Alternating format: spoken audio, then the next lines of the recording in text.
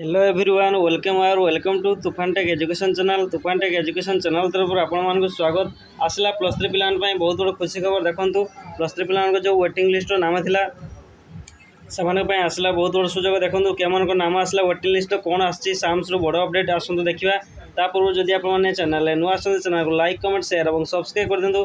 तापर देखो आसतु आम बर्तमान साम्स ओडिशा पोर्टल वेबसाइट अच्छु। तो आपको देखा दूसरी प्रथम ऑप्शन देखो एठारे साम्स ओडिशा तरफ गोटे बड़ अपडेट आसी।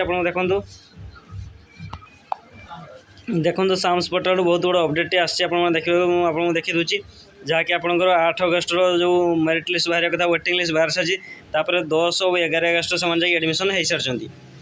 देखो आज 12 अगस्ट अपराह 2टार आप प्रकाश पाए जो वेट लिस्ट थी जो आपने फर्म आवेदन तार वेटिंग लिस्ट आज अपराह 2टार आप प्रकाश पाइब।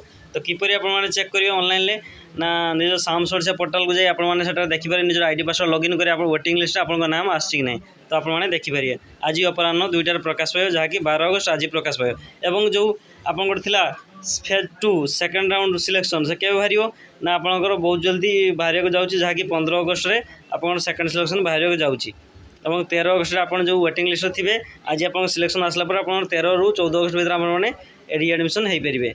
जदि वीडियो आपको भल लगता है वीडियो को लाइक कमेंट शेयर और सब्सक्राइब कर दिखाँ।